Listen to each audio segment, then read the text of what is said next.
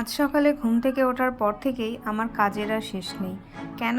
কারণ আজ রাখি পূর্ণিমা। ভাইকে তো রাখি পরাতেই হবে, তার সাথে আরও আমার ছোট ছোট কিছু ভাই আছে, তাদেরকেও রাখি পরাতে হবে।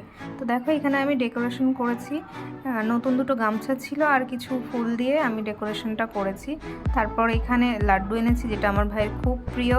কিছু স্ন্যাক্স ছিল, আর এই সুজির বরফিটা আমি নিজের হাতে করেছি। Hi friend, welcome to my daily blog. এই ড্রেসটা আমি রাখি পূর্ণিমার জন্য সিলেক্ট করেছিলাম। এই জামাটা আমি পরেছি, আর আমার ভাইকেও একটা আকাশি কালারের শার্ট দিয়েছি। তো দেখো এখানে আমি সব কিছু রেডি করে নিয়েছি। এই রাখিটা আমি আমার ভাইকে পরাবো, আর বাকিগুলো অন্য ভাইদের জন্য, ছোট ছোট ভাইগুলো।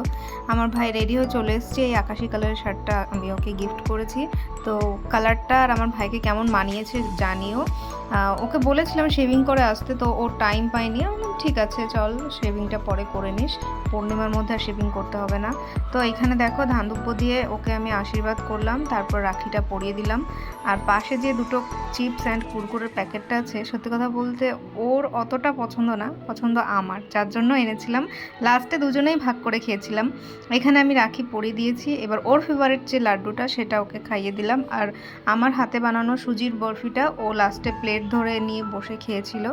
ওকে জল খাইয়ে দিলাম, দিয়ে এখন ও আমাকে বললো যে আয় আমরা দুজন একসাথে পাশে বসে ভিডিও করি। তো দেখো ওকে আমি পুরো প্লেটটা ধরে দিলাম। এবার ও নিজের মনে খাবে, আর আমাকে বলেছিল যেহেতু পাশে এসে বসতে, তো এই যে আমিও চলে এসেছি দুজনে একসাথে। আর এখানে আমার ছোট্ট ছোট্ট ভাইগুলো চলে এসেছে।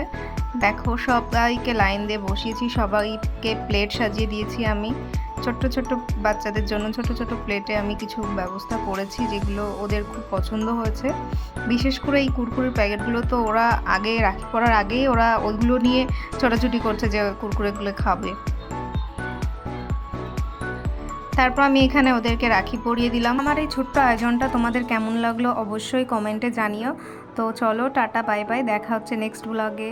Subscribe my channel.